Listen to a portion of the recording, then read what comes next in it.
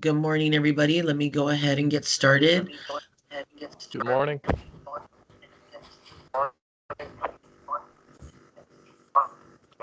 I'm just going to get on camera very briefly to let you all know. Sorry. Good morning, Nayama. I muted you. I hope you don't mind. I know everyone can see my screen right now. Hope everyone is doing well. Happy New Year. I'm presenting to you from Washington, D.C. We're here for the Transportation Research Board Conference. I'm hoping that there's no issues with our internet connection and that basically if there is, Melanie will go ahead and share her screen and I'll stick to audio. But again, to accommodate the bandwidth, I'm going to go ahead and turn off my camera and I think everybody can hear me clearly. We did do a sound check, so we're going to get started. Feel free to use the chat. Melanie is monitoring that, and I can also look at the chat through my work phone. So we'll go ahead and get started. I will say I know that Commissioner Gowan is doing a press conference for the RGV Challenge, which is region-wide. It's a public health initiative. So I know Marisa Amaya is with us, and she is her alternate. Marisa, would you like to kick off the meeting since she's the chair, or do you want me to go ahead and get started? Either way. Excuse me. If you want to go ahead and get started, Eva, that's completely fine. And then if you need anything from me, I'm here. I appreciate you. Thank you so much. And so I'll go ahead and call this meeting to order. It is 10:32 a.m. by Eva Garcia. And we'll get started. Today's agenda is pretty brief.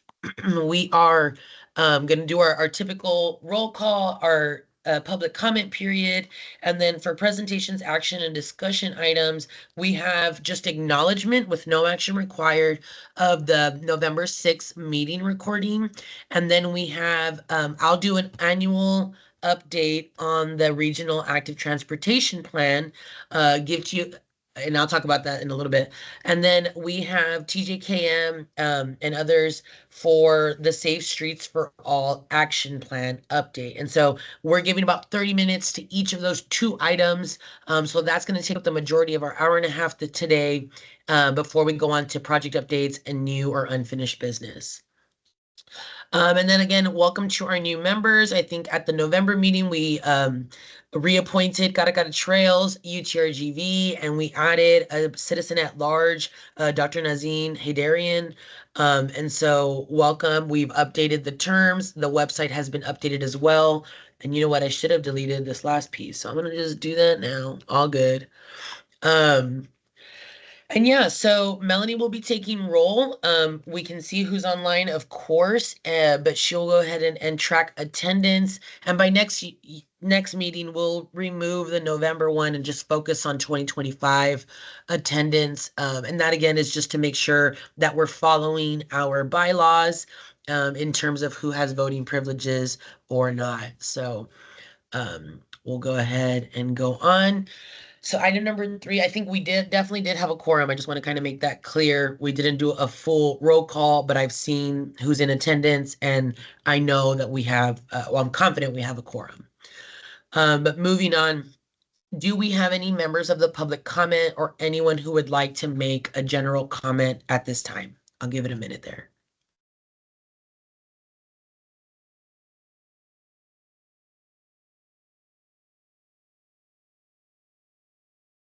All right, hearing none, no worries. I'm just going to go ahead and document that. No comments. And we'll go ahead and move on to the next slide.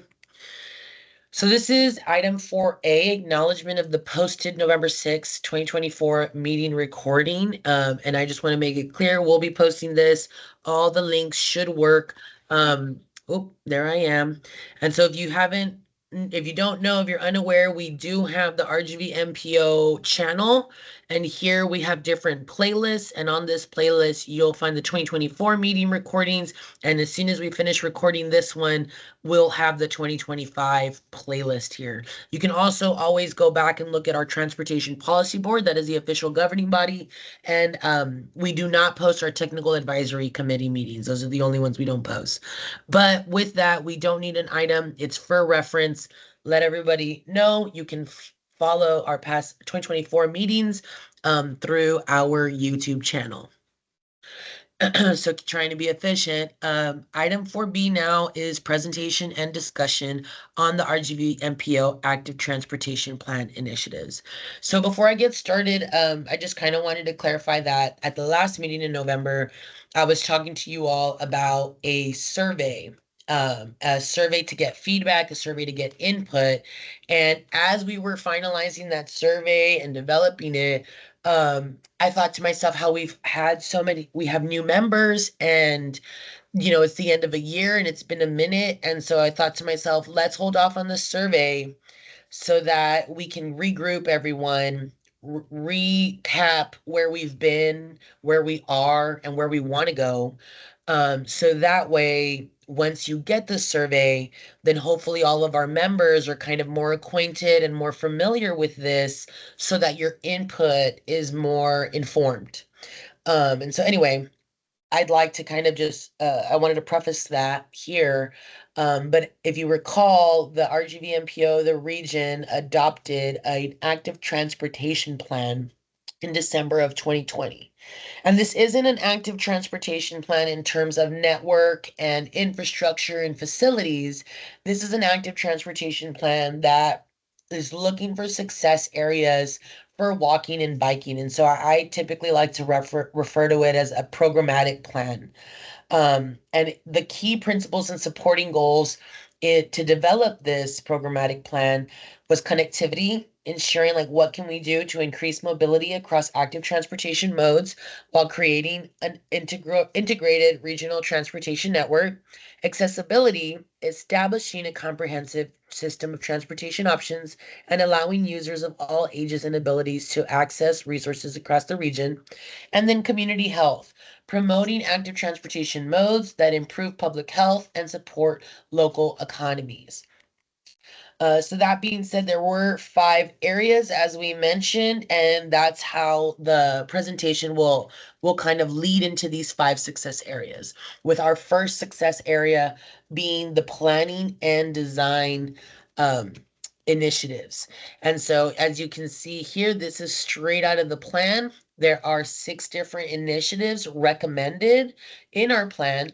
All of them have an action, entities, responsible. The term, like there's a lot of these goals or these initiatives that were recommended for short-term implementation, while there are others that are more medium and long-term implementation. So we may not be there yet, and we're definitely not in terms of in this area. And then we have a kind of couple bullet points for measures of success. How do we track that this initiative is successful? And so we'll go one by one with those here. And I also want to highlight that. So this is 1.1, which is it's a planning and design initiative, and it's called the Regional Design Standards. And as you all know, Clarissa Gonzalez, our planner, has been assisting with this initiative. And so in 2024, she reviewed the existing federal and state design standards and developed an outline for these standards. And in that development and in working together with her, looking at the national and state standards, we kind of had a conversation about what do regional design standards look like? How would developing this really help our region? And so how do we tailor some of this for us specifically? And that got us going to maybe we need to develop some goals and objectives, some standards for feedback, and really before we get to adoption, look at, you know, is this like how to create safe crossings? Is this the tourism amenities of like trailheads and wayfinding signage?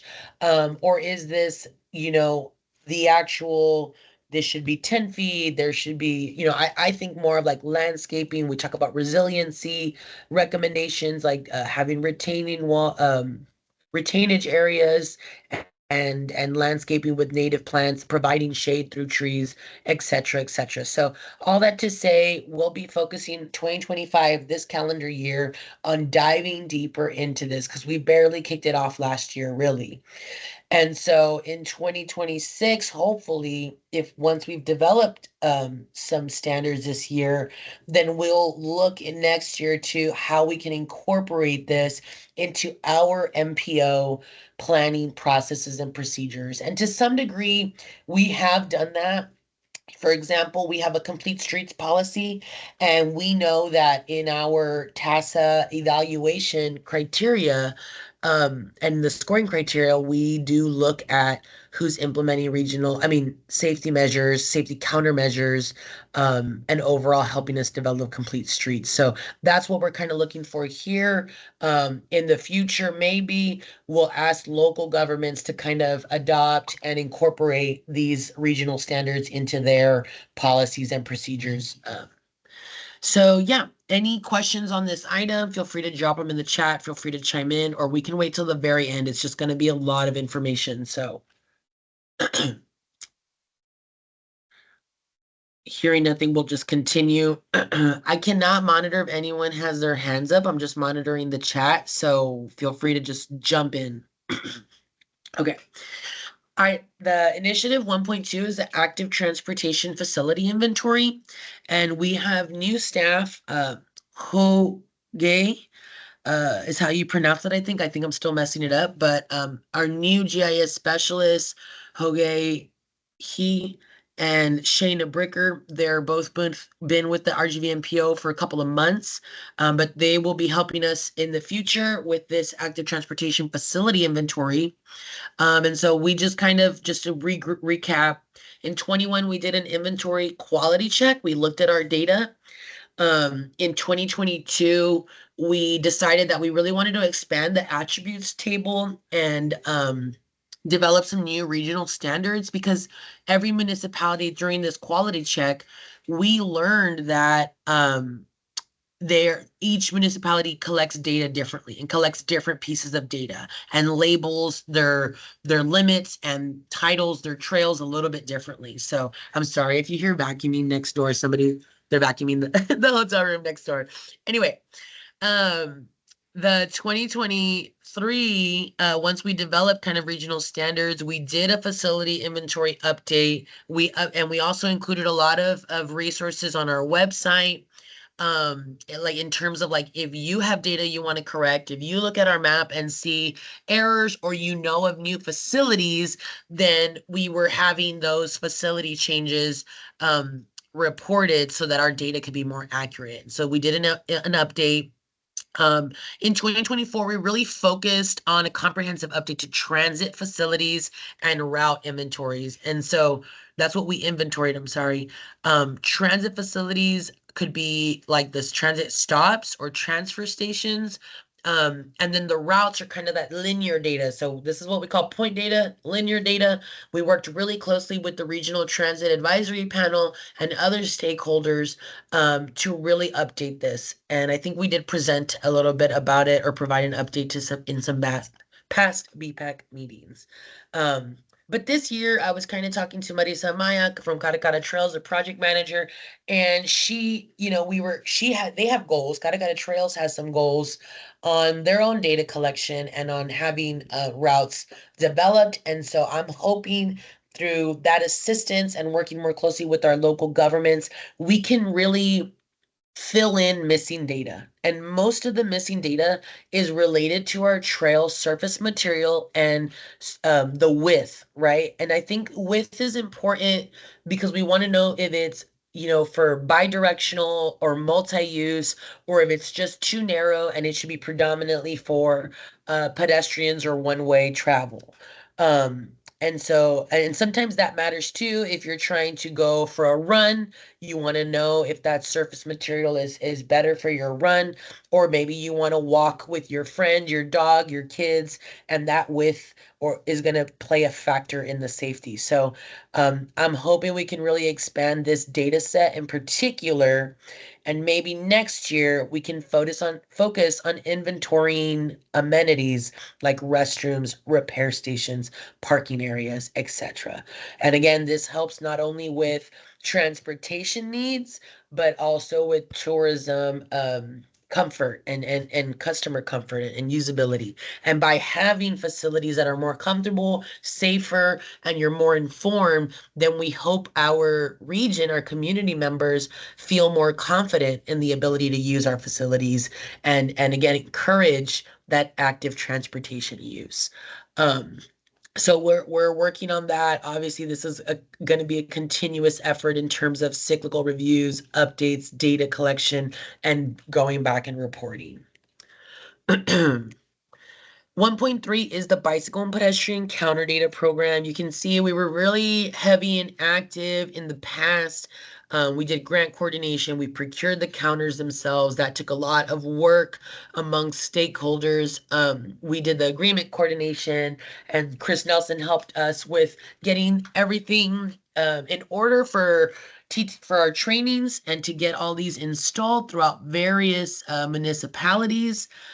Um, Yes, we would like to look at how bicycle and pedestrian facilities are connected with transit. Yeah, and I'll hit that point too in a future the next slide right here. But going back to the counter program real quick. Yeah, we deployed temporary counters again with Chris's help, and reported that data in new municipalities, and with TTI support as well. And then really 2023, we started becoming more aware of maintenance and repair needs. And we applied to the Valley Baptist Legacy Foundation for an expansion and to provide funds for loggers and batteries. Unfortunately, we were not awarded. And so in 2024, our interim director, Luis Diaz, approved the procurement of loggers and batteries through MPO funds. And so we have not distributed those batteries, and that's kind of why in 2025, we're still working on replacing that. And so I am sad to report, and I do feel guilty and hold myself accountable because we have stopped counting trail usage recently since these maintenance repairs have not been able to be accomplished. And I'm really focused and committed to executing this piece of this initiative here. And once we're successful in this, I'm thinking in 2026, we can again look at temporary counter deployments with TTI and looking at potential new sites for an expansion program, as we know. So again, we are participating. We need to continue participating with TxDOT Bicycle and Pedestrian Count Exchange Program, and continue doing our annual count reporting. And then so going to the regional data portal, this is 1.4. I think this was a long-term initiative instead of a short-term initiative. And you can see here what we've done with the regional data portal. This is different than the facility inventory because the facility inventory is focused on existing infrastructure. The regional data portal also has the projects that we have funded. They're not complete, but they're funded, and the details to the use of public dollars is mapped in these data layers. These are two separate data layers communicating two different call for projects. I think they're color coded that way as well. In addition, with the help of our GIS teams, we did the 2022 CRIS dashboard, and those are crash data numbers. And so in 24, that was updated with more recent data, which the earliest could be 23. And then we recently, towards the end of the year, if you haven't checked out the RGVMPO website, Hoge did develop the 2023 Disadvantaged Communities Dashboard. So we have a new dashboard now. And so this is really playing into that regional data portal where it's not just about inventorying of facilities, but it's also about adding on different data to help with planning and to help with better understanding our gaps, our needs in the region. And so these dashboards help us communicate that, as well as what projects may be underway. And these are only including TASA. We know some municipalities have Texas Parks and Wildlife grants, maybe using local dollars. And so this is not our data portal is not yet reflective of all proposed routes or funded routes or transit projects. So I wanted to kind of communicate that we're looking at adding more to the regional data portal. And I think we haven't dived into the connections of facilities because right now the transit data is separate from the active transportation map. But I think I could put here, oops, I went to the, I think we could put here, I'm so sorry, I don't know what I'm doing. My mouse doesn't want to work. There we go. I think we could put in 2025 that we also would like to add, or let me see, add the transit data to the active transportation map. I like that. Yeah, thanks, Melanie, for sharing if you haven't checked it out, I know Hoge was asking or interested in feedback.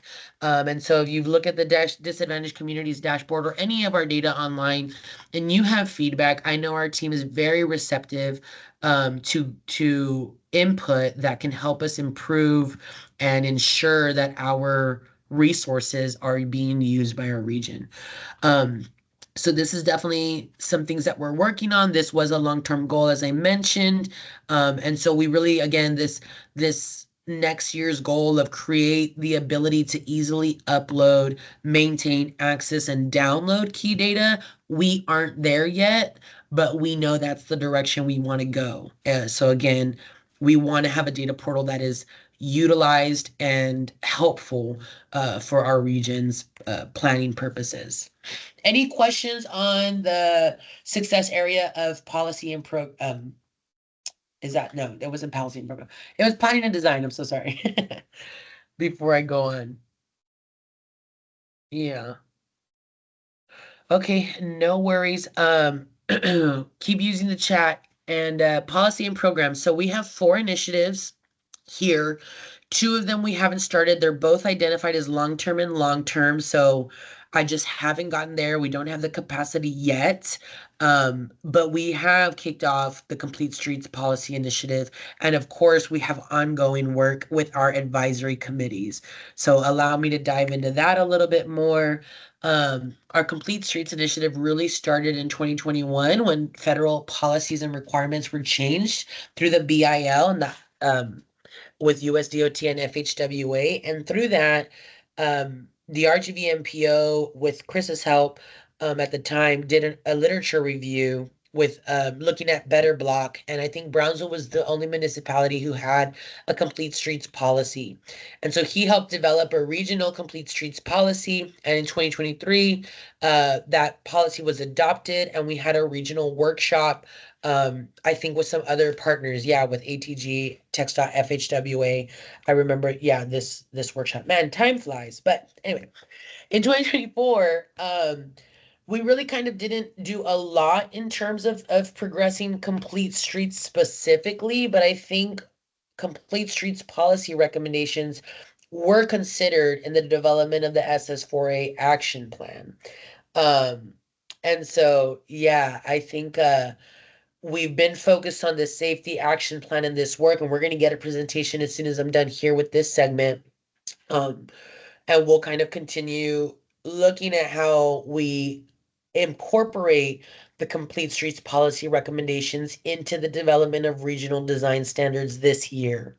So this is again how things are interconnected. There are the intersections of different initiatives. They complement one another and they should play into one another. And so we're really seeing that here with the policy piece as we should. So here in this area, I think it's a very dynamic success area that plays into other efforts. So that's kind of where we're at. We'll see in 2026 if we can work more closely with local governments to present, adopt, incorporate complete streets policies, hopefully with regional design standards and the SS4A action plan. So we could do a tour of our agencies and kind of present, educate, inform, and encourage them to incorporate all of these different initiatives. And then the second one is these advisory committee. of course, we continue to have the BPAC meetings.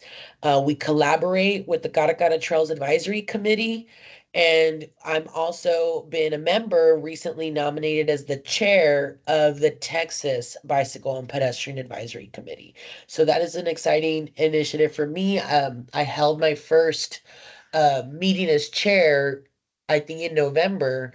And so we're going to have another meeting soon this month, and I'll be presenting on regional initiatives. But all that to say, what I've included here in our program milestones is that our bylaws, the BPAC bylaws in particular, and the active transportation plan are critical to how this works. Um, Also, the BPAC helps us facilitate the active transportation, um, the transportation alternatives program. So we had a call in 2021. In 2022, we had new members. We included Vorba, the Sullivan City Valley Metro. I think this helped diversify our membership here. And then I think with we again amended some bylaws. I think we amended the purposes. I think we amended some details in 2024 about the meeting schedule so that we could have bi-monthly meetings instead of monthly meetings, and it seemed to work out. And then I did try to provide, I think Marisa updated us on what's going on with the Katakata trails. I think I tried to provide an update on the TxDOT And so this is again trying to make sure that even though we have separate committees, that we're sharing information with this group. And so you all know that towards the end of last year, we were working on revising for the 2025, actually 2027 TASA program call. It's a 3-year program call. And so that is underway. And in 2025, we'll be focusing on receiving proposals, evaluating those proposals, and eventually making recommendations to program funds for the project proposed. And so in the inventory, yeah, maybe in 2026, I was thinking, I know Brownsville has a bicycle and pedestrian advisory committee, but I thought maybe we could inventory municipal advisory committees, and maybe we could be presenting on to the municipalities what the region's BPAC is doing. And again, this is just to make sure that even though we work independently and we have our own priorities, that we are sharing information, not working in silos, and really hopefully leveraging each other's energy, time, resources, etc. But moving on to education and encouragement, you can see here again that what we really implemented so far are short-term or medium-term initiatives. The ones that we really haven't are open streets events and these other long-term and medium-term initiatives. And really too, I would just briefly highlight that open streets initiatives are like Ciclovia events. And I know Harlingen has done an open streets event many years past. I think South Padre Island even did, maybe it was called Viva Streets. But anyway, we're not really focused on this initiative quite yet as a medium term goal, but we are focused on some of these other ones and kind of kicked off some new things. So let me dive into that. So again, this is education and encouragement. And so bike sharing does seem to be a form of encouraging people to use bikes or to participate in active transportation. In this case, the RGVMPO is not responsible for the bike share program, and that is really Valley Metro under the leadership of the LRGVDC, the Regional Council of Governments. And so in 2020, that's when McAllen had B-Cycle. We did a 2021 Brownsville and Harlingen launch. I think they needed some new kiosk updates with B-Cycle. We had a regional bike share coordinator. There was a crash, an accident. And it took literally maybe a year or a full year to work with B-Cycle and the insurance agencies to get that station replaced. In the meantime, I think that the kiosks were also needing repairs and maintenance. And the decision regionally, I think, was that a lot of individuals maybe do not require kiosks, as a lot of apps, online phone apps, are usable for getting membership. So I'm not 100% sure where that is at, but we're gonna get an update probably at the next meeting. What I do know is that there is a program partners meeting scheduled for later this month. And so I'm looking forward to attending that along with the other programmatic partners, and we'll see to be determined in 2026 what other efforts are made for the regional bike share program. But we know we need to continue to finance and build political support of this program and report out on annual trips. Excuse me. So the walk and bike month was an initiative we really kicked off last year. It was kind of sleeping dormant. But we started talking about, I think we reviewed, agencies like Rails to Trails Conservancy. They have a lot of publicly available resources for National Bike Month, as does the League of American Bicyclists. And so we shared some of those resources. I know that the RJVMPO partook in an event led by Hidalgo County Commissioner David Fuentes in Weslaco, and that was a really fun. They had a run event. We raffled off some water packs and really, again, highlighted this national walk and bike month. And so I'm hoping in 2025 we can have our municipal our government agencies communicate to us what events or activities they're planning for this year, 2025. And just as a reminder, I just realized it doesn't say anywhere here, but Walk and Bike Month is in May. I feel like I should put that somewhere. But yeah, it's in May. And so maybe you all can help start planning. Maybe you have some ideas or know event coordinators. And if we can program and plan region-wide a bunch of events that promote and encourage walking and biking and educate individuals on our infrastructure. I think that's kind of our goal, is to just kind of inventory and participate in what we can, highlight the events, maybe make a region-wide calendar for interested individuals. But then maybe next year, with the help maybe of the UT School of Public Health or others, count and survey participants. I think that would give us a lot of input and insight from the public on, miles ridden, walked. I think even some of the platforms we looked at last year have metrics and, methods for collecting kind of this data. And so anyway, we'll look deeper into that in the future. But I think if we can just continue to promote and host activities for our region, then that would really, again, highlight and elevate May as an important month for this education and encouragement. Media awareness campaign was 3.4. And in 2021, we applied to we being the RGBMPO, applied to TxDOT for a traffic safety program, and we were successfully awarded to distribute 1,500 bike helmets and 5,000 bike lights.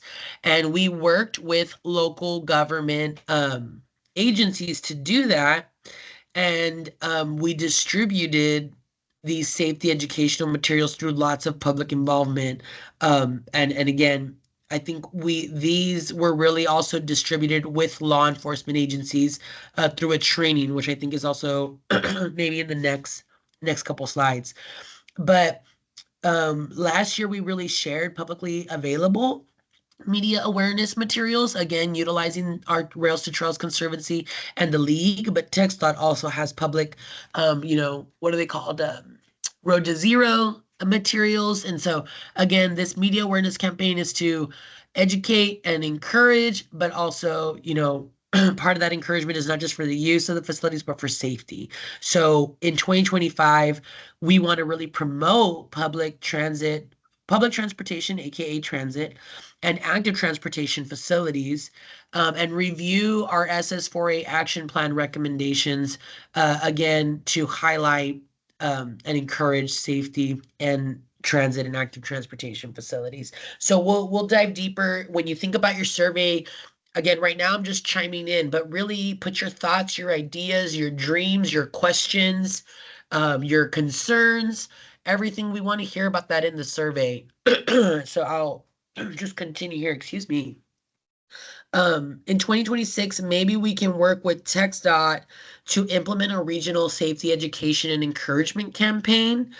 We know that they already have resources and a safety plan as well. And so I just think that maybe the MPO or the local governments are unaware of TxDOT FART District's efforts. And I'd like to elevate their work because they are doing that work, even if we are not aware of it. So again, that's a future goal of mine. Excuse me. But number 4 is safety. So we just have short and medium terms, but we haven't really touched ordinance enforcement. And what we have touched, I'll highlight here. Essentially, we have we talked about that grant for the helmets and the bike lights. Using that same grant that we applied to, we hosted hybrid law enforcement trainings, and those recordings of those trainings are on our YouTube website as well. They really focus on the USDOT and FHWA's proven safety countermeasures and talk about the safety statistics, the crash statistics in there. But now with an SS4A plan, I think we could really elevate and redefine law enforcement trainings. But in 2024, I did one presentation at a South Texas All Hazards Conference. It was the public safety agencies. And then so that wasn't like trainings, but it was kind of engagement. And now I'm thinking we really need to develop contact lists. We need to know who the local government local law enforcement agencies are and which personnel in particular to engage with. So I've been kind of thinking like, how do we continue this initiative? And I think we need to talk to the right people first. And then maybe after engaging and identifying the right agencies and personnel, we can look to scheduling, which is part of the goal and the plan, reoccurring annual or biannual law enforcement trainings, where again, we're working closely with our state partners, we're working closely with the law enforcement agencies and implementing the recommendations coming out of our plans, and more importantly, out of our committees like this one.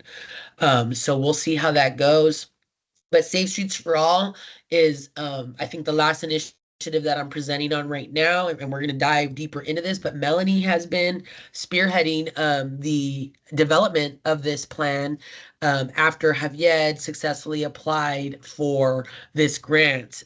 So thank you to both of you and to the team at TJKM, because we've really not only were able to execute that agreement and with FHWA and here with LRGVDC as well, but all year last year we've been engaging through steering committee, through public involvement, and developing this action plan that we're going to hear more about today, and which we're hoping to adopt by March. So this is coming up pretty quick.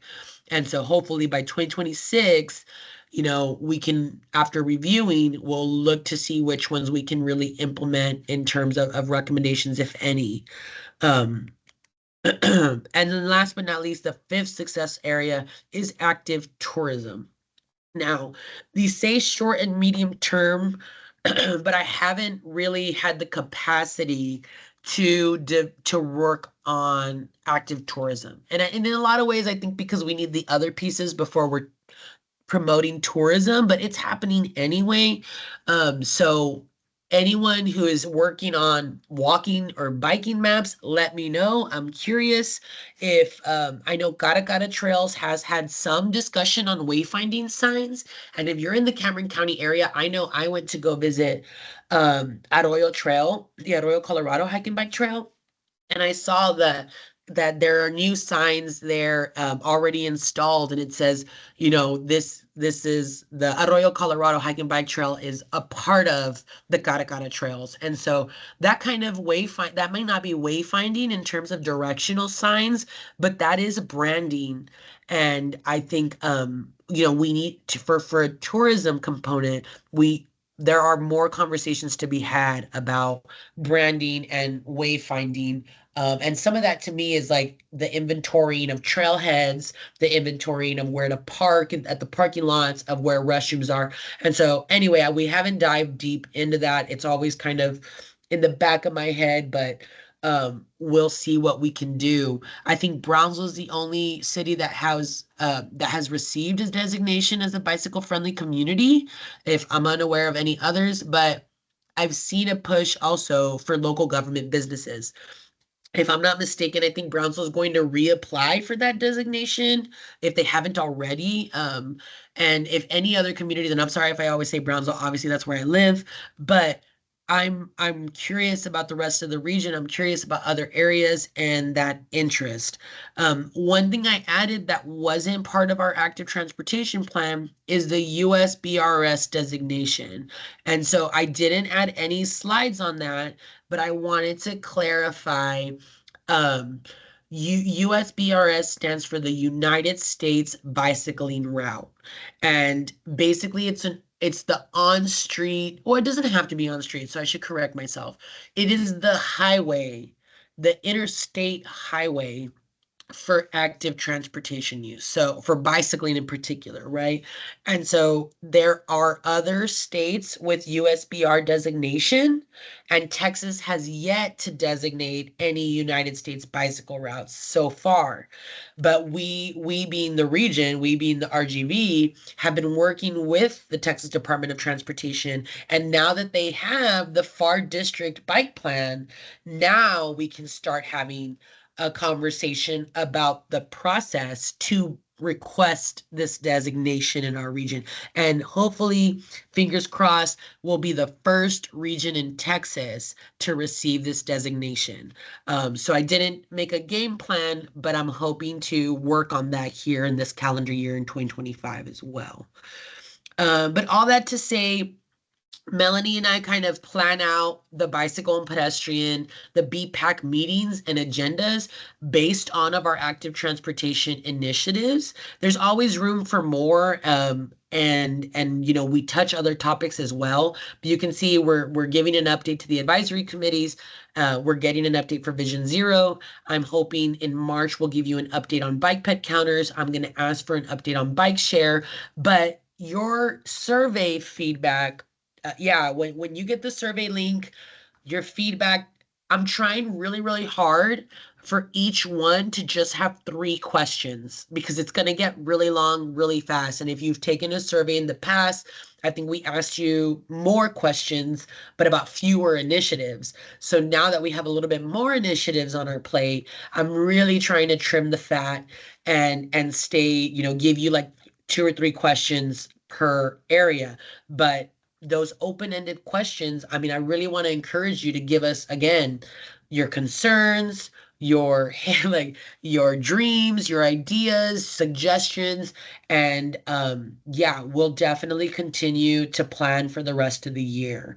And so I just kind of wanted to highlight that. Are there any discussion? Anybody like to chime in? You'll get the opportunity to individually put your input through that survey, but yeah, let me know. I'll take a minute there before we get going.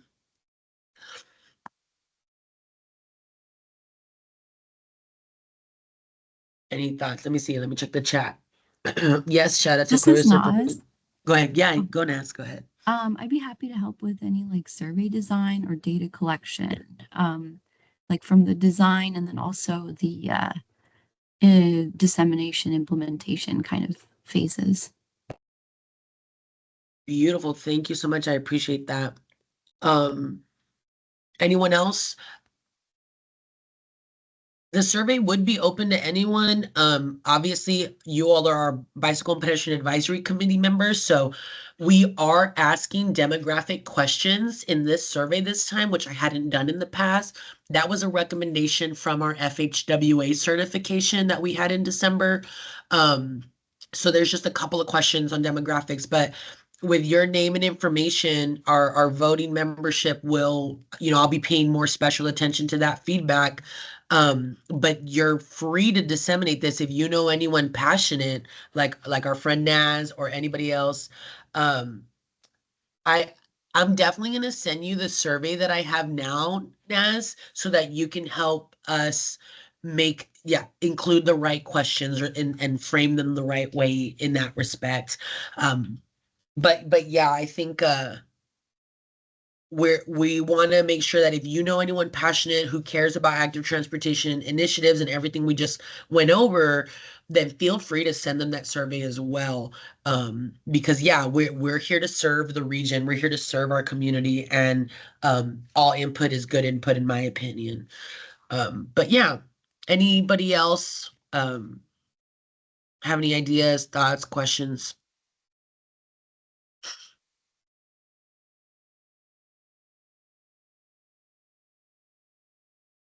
Okay, hearing none, I know you all know how to reach me, so I'm not going to worry about that. Our next item is a presentation discussion on the Safe Streets for All action plan. And I know we have Nyam from the TJKM team. Nyam, are you here? Here, Eva. All right, great. Would you like for me to, I mean, you can let me know to move the slides or share your screen as well. I think you can Perfect. take care of the presentation. That should be okay. Okay, sounds good. Go ahead. Good morning, all, and welcome to the second Pedestrian and Bicycle Advisory Committee meeting for the Safe Streets for All action plan. Next slide.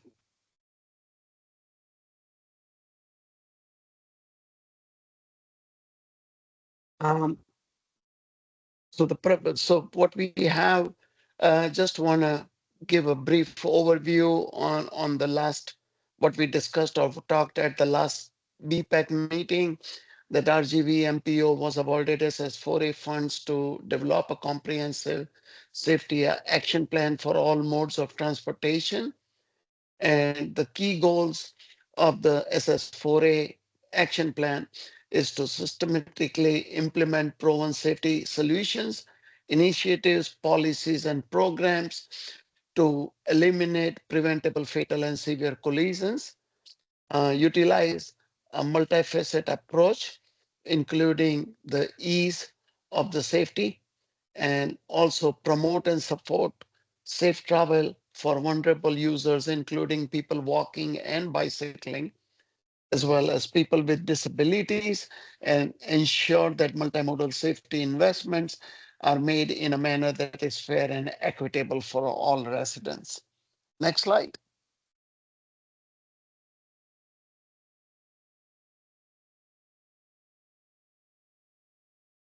The scope of the work, as we briefly talked about at the last meeting, it includes evaluating the existing conditions, developing the vision and goal, conducting the crash analysis, developing and executing a communication and engagement plan, and then based on the collision analysis or the crash data analysis, um, develop short-term, mid-term, and long-term strategies that can be implemented, taking into account the equity and the land use, and finally develop the SS4 action plan. The top four items on the list, which are highlighted in orange, they are already completed, and we are working on the last four on the list as we speak. Next slide. Our preliminary schedule, as Eva mentioned earlier in the earlier presentation, that we are planning to have the final action plan adopted by March 18th of this year. And we are going to be holding multiple BPAC, TAC, as well as the policy board meetings over the last couple of months of the project. Next slide.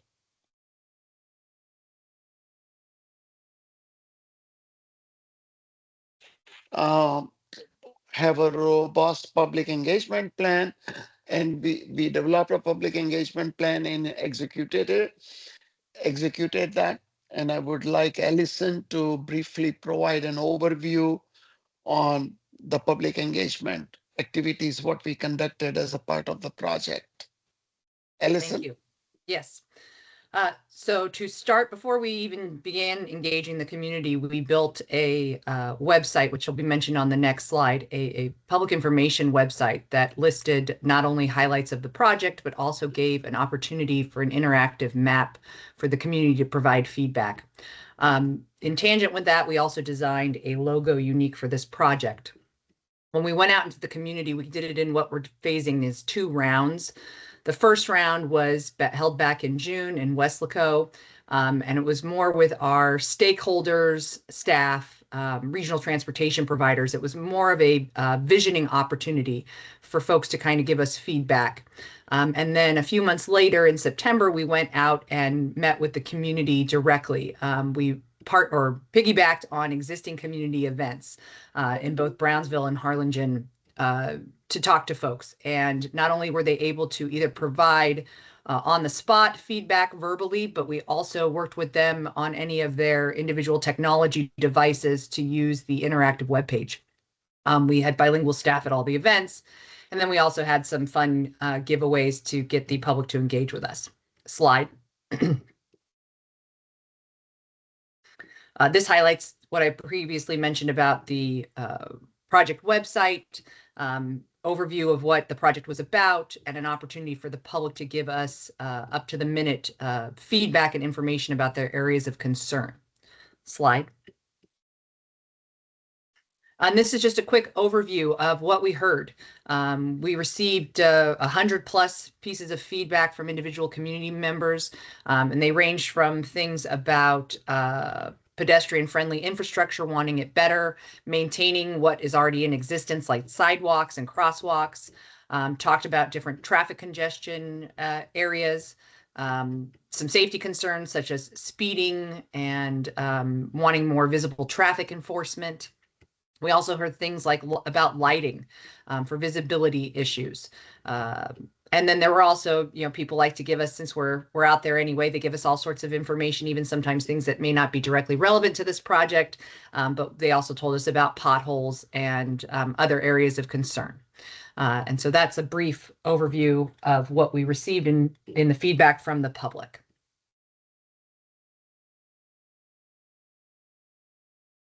Thank you. Thanks, Alison. So moving forward, as I mentioned, that one of the key tasks in the project is to analyze the crash data, and based on the analysis, develop the safety action plan.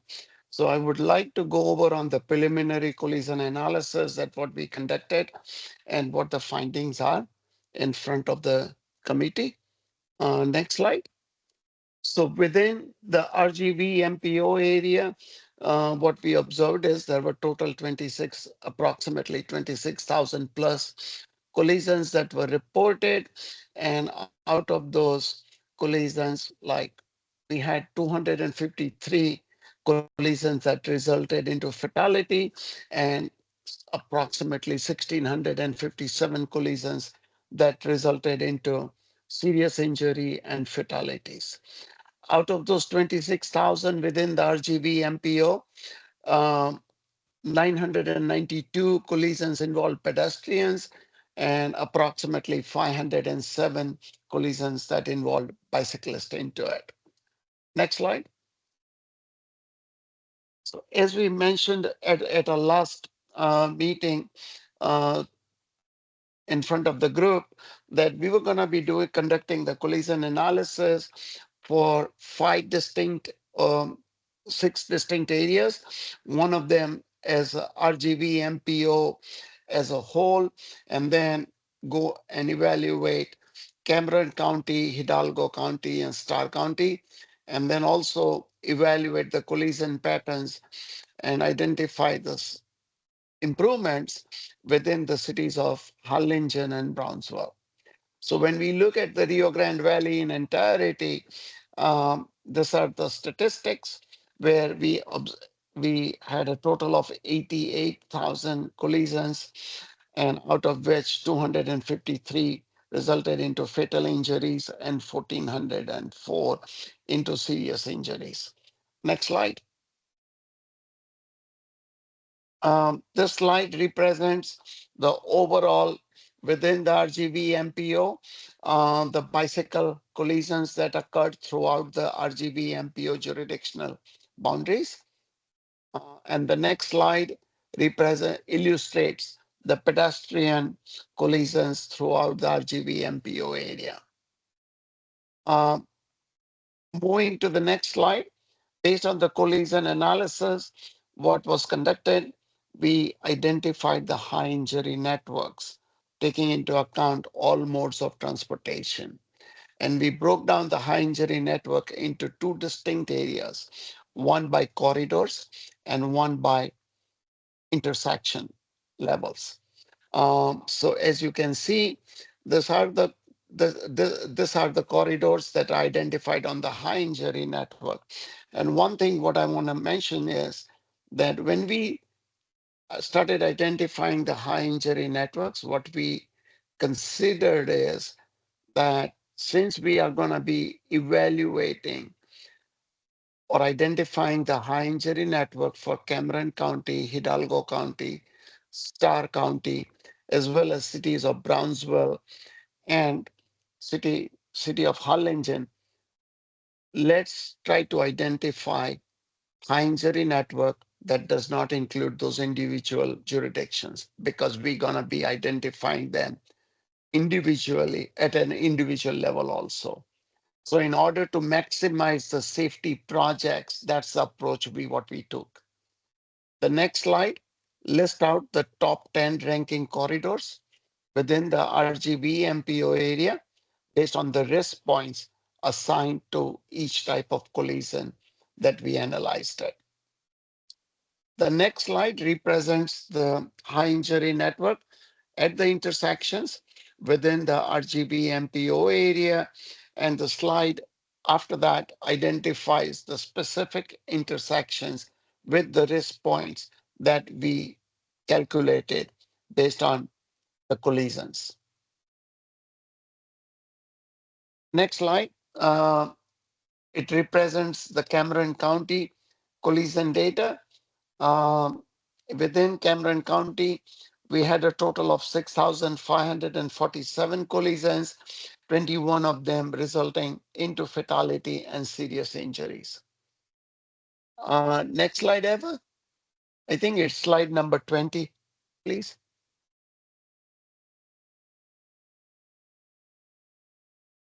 One more, Eva. Okay. This graphics or the slide represents the bicycle collisions within the Cameron County area. And the color designations are based on the severity of those collisions. Next slide.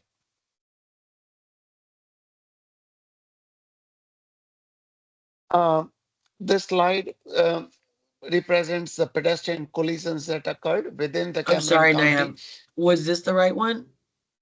That's correct. Okay, my bad. It's the Sorry. right one. Yeah. It represents or illustrates the pedestrian collisions that occurred within the Cameron County jurisdictional boundaries. Next slide, which represents or illustrates the high injury network at a corridor level within the Cameron County jurisdictional limits. Next slide. It identifies or summarizes the high injury network corridors with the risk points associated with it. And the next two slides, it identifies or illustrates the high injury network at the intersection level, and also summarizing in a tabular format, identifying the intersections with the risk points associated with it.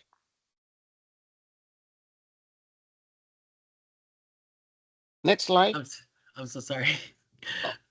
is on Hidalgo County. Out of 59,449 collisions that occurred, 191 resulted into fatalities and 981 resulted into serious injuries. Next slide. illustrates the bicycle collisions or represents the bicycle collisions that occurred within Hidalgo County. And the next slide, it illustrates the pedestrian collisions that occurred within the county. And as we can see, that there has been a lot of fatalities, pedestrian fatalities, um, as illustrated by the collision figure. Right, it's all the red ones, guys, are the fatalities. So that's what he's referencing. When you see more red, that means more fatalities. Next slide, it represents the high injury network at the corridor level within the Hidalgo County. And the slide following that, it summarizes the corridors with the risk points that were calculated for identifying the corridor level analysis. Next slide, Eva. If we can go to the high injury network for intersections.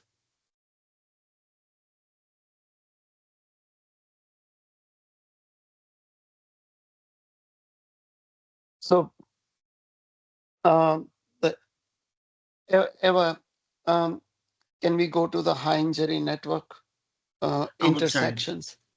Is that the map? Slide number 31, yes.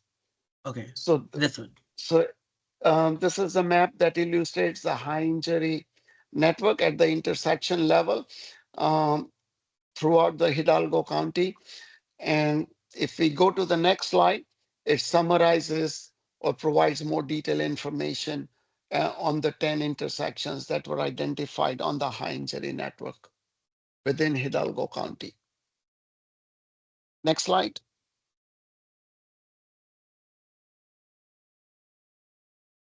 Next slide is for Starr County.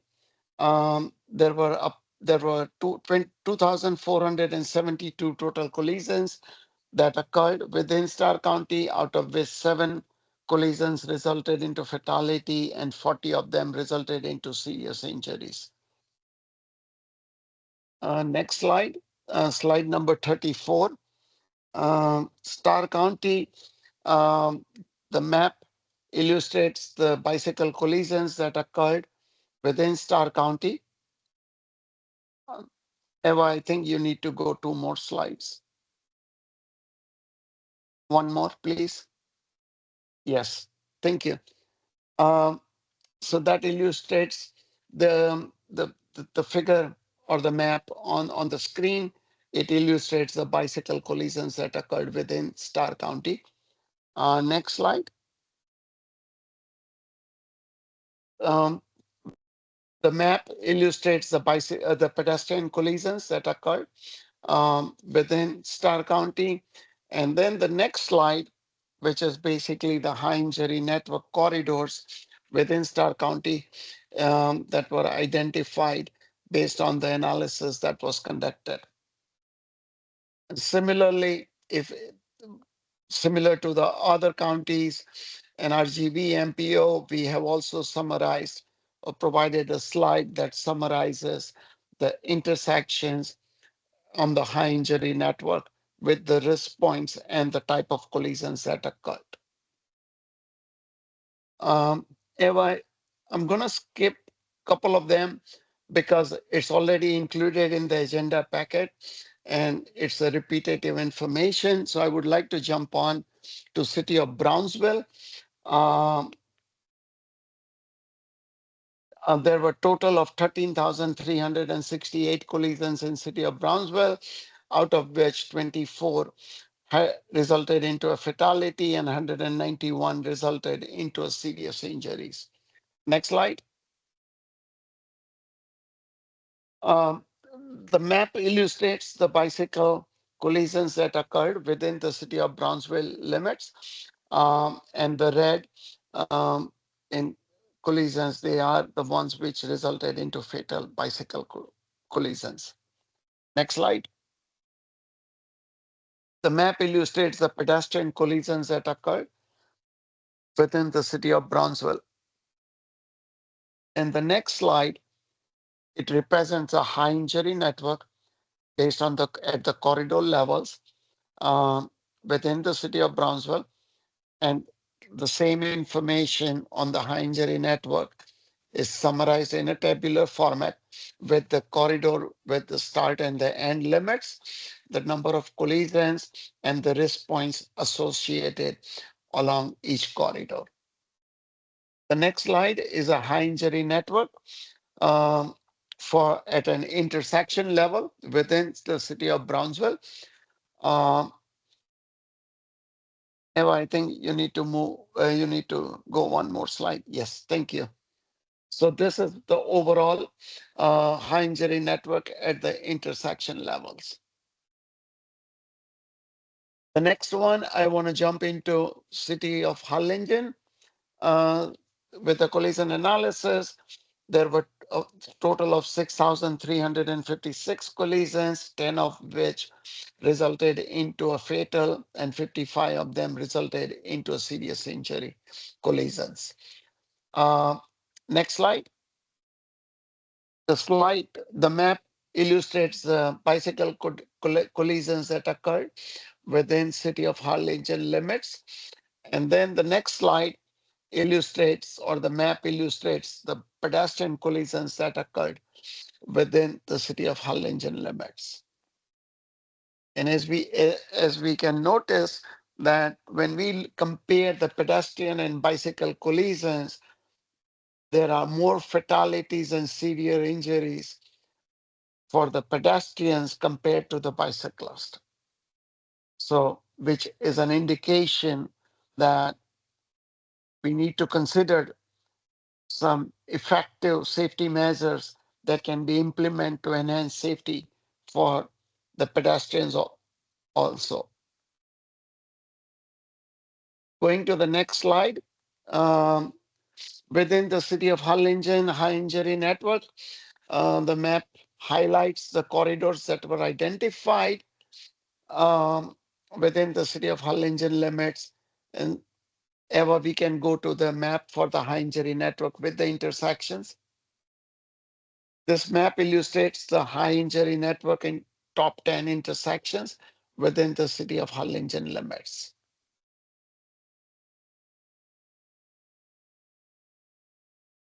With that, I would like to open it up for any questions.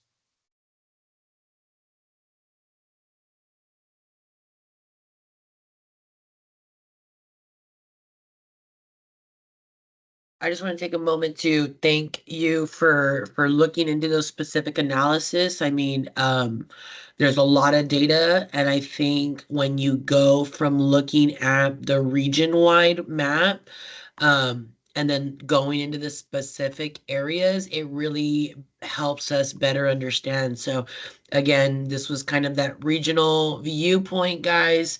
And then as he dived into Cameron County, Hidalgo County, and then later specifically Starr County, obviously, and then Harlingen and Brownsville's areas. That really hopefully helps give our municipalities and our region some critical insight so that we can better plan and make improvements for safety. So again, I think it's really fascinating, and I want to thank the TGKM team. I know a lot of that public engagement that Allison spoke about is also going to be incorporated into the plan. But yeah, thank you again. Did anybody have questions on these? I know I kind of saw in the chat, Starr County on obviously they had fewer numbers, but we know it's a rural county compared to Cameron and Hidalgo counties. So any thoughts, guys? Any questions for the team? Eva, I have a question. This is David from Borba. Is any of this data publicly available anywhere, or this is only for the municipalities? No, it will be publicly available. We're going to post this presentation to the website after this meeting ends. So you'll have these slides, but the TGKM team is developing a full document that we hope to adopt by March.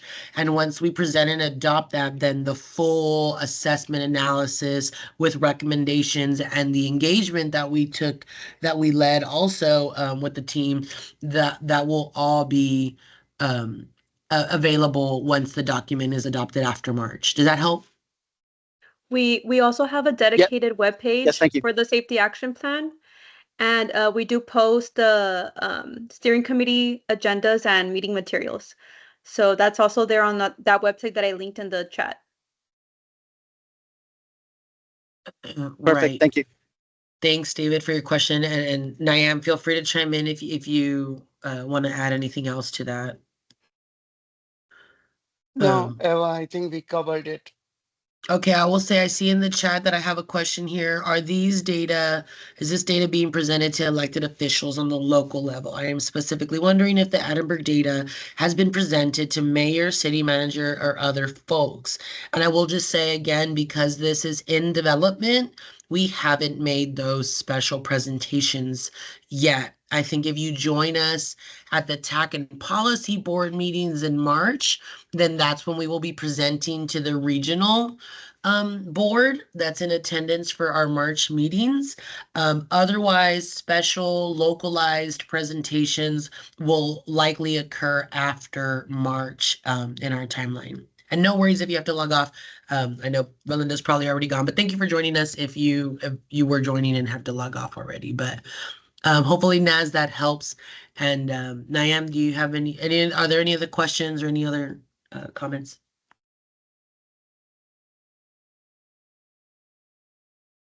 Eva, I would like to just mention that we are currently working on identifying the strategies and the safety measures that needs to be implemented as a part of the action plan. And we are scheduled to develop a draft action plan and submit it to RGV MPO by the end of this month. And then we would be also finalizing the draft SS4A or Safe Streets for All action plan document. And we will come back to this group in March, most likely on March 5th, during the March 5th meeting, where we would have the action plan that's been developed as a part of this project to be presented.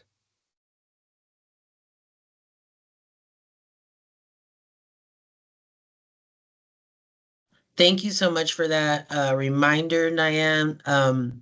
I definitely think we are obviously excited to kind of see this data and put it into action. So we will definitely look into that option. And so, yeah, stay in touch, guys, especially if you're very interested in this. This is just that first presentation of the analysis. And as Niam mentioned, the draft action plan with recommendations and strategies will be sent to us. I think the steering committee will also get a copy for feedback, but we need to finalize this by March. So it'll be a quick turnover. And at our next meeting in March, we'll definitely be putting in another update here.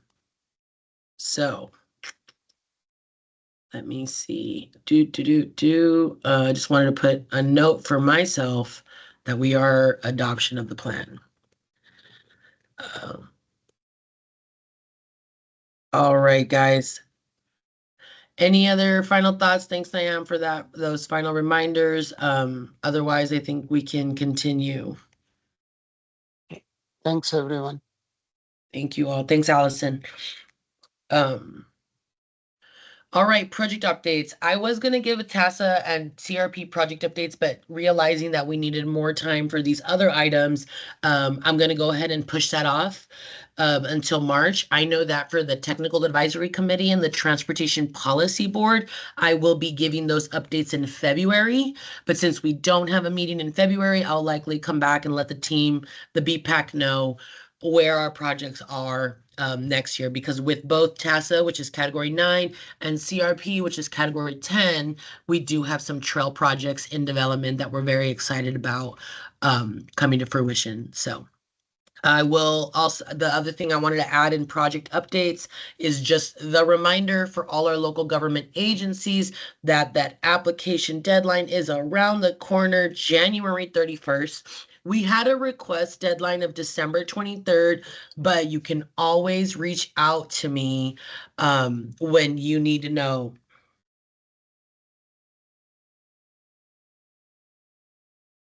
So I'm sorry, getting distracted in my emails and notes, but yeah, so that call's been open. We did receive just 3 technical assistance requests so far. So I'm kind of a little bit nervous about the type of applications we're going to receive. We have about $9 million to program. And so I really just wanted to make that reminder clear that everything is on our website. I'm sorry, I accidentally clicked the screen, but that's around the corner. And for us, for our sake, if you are a BPAC member, please keep in mind that we will likely host a special meeting. I'll have to put in March there too, that we vote to have a special meeting just for the purpose of reviewing the presentations of the proposed projects and then evaluating them based on our scoring criteria. So we're all, we're in the planning game, that we are a metropolitan planning organization. And so we're always looking ahead to see what our next steps are. But yeah, once we do our evaluation in April, then in May, I'll be presenting to TAC and policy for programming of those projects. Are there any other comments related to project updates or questions related to certain projects that our membership has?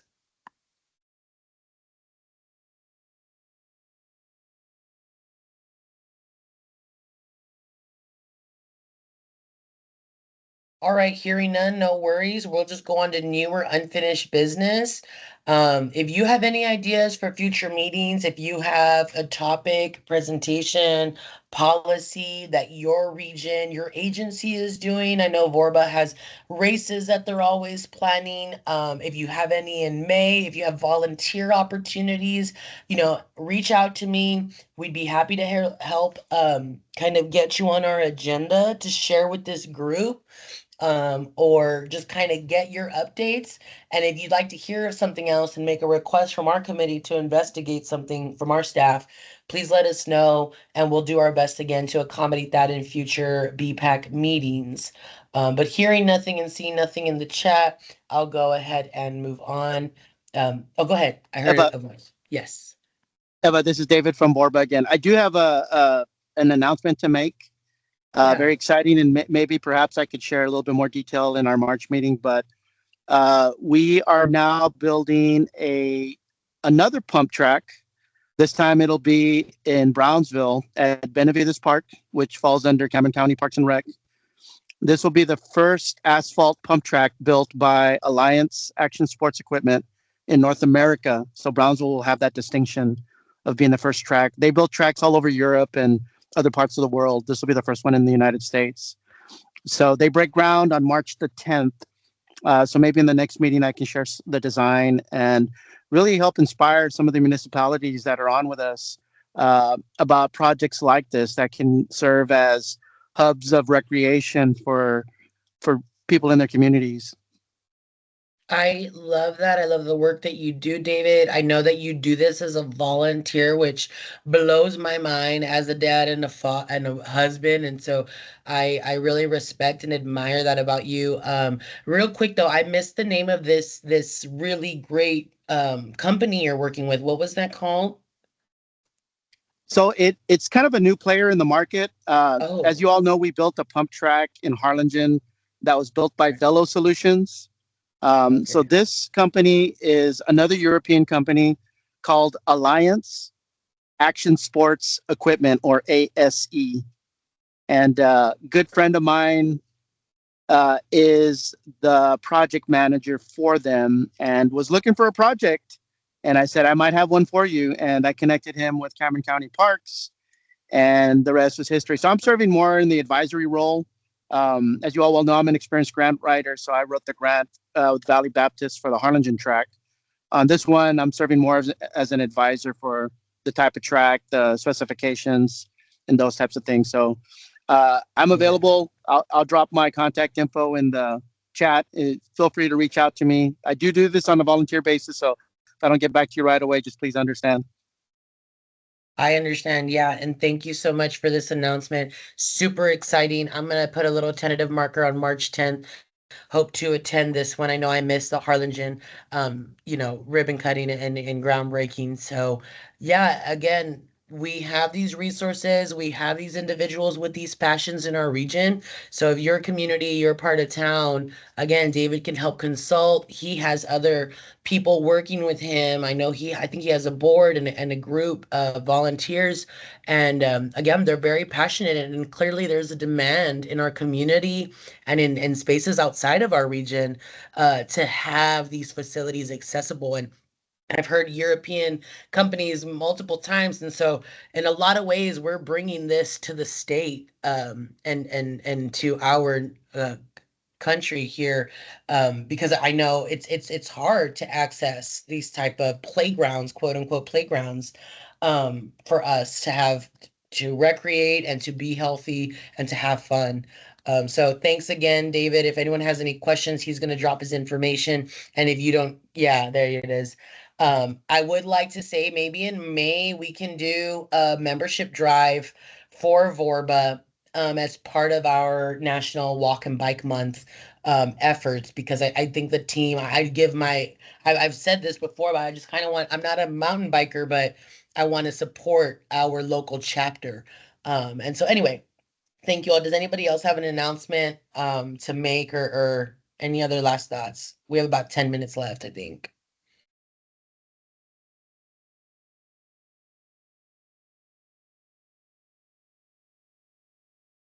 Okay, hearing none, I will go ahead and ask for a motion to adjourn. So moved. I'm sorry, can you say your name because I can't see? Oh, sorry, it's me, Eva. Javi.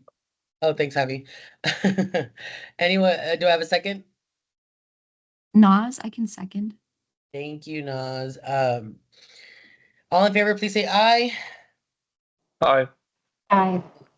Aye. Thank you. I hope you all have a wonderful day and a happy new year. Our next meeting is March 5th. And so let's keep doing what we're doing. Have a good one, guys. Thank you. Bye, y'all. Have good lunch. Thank you. Thanks, Eva. Bye. Thanks, Eva. Enjoy Washington, Thank you D.C. for everything. Thank you Thanks, all. everyone. Thank you, Eva. Good work. Brr, brr, brr. Gracias. Adios, guys.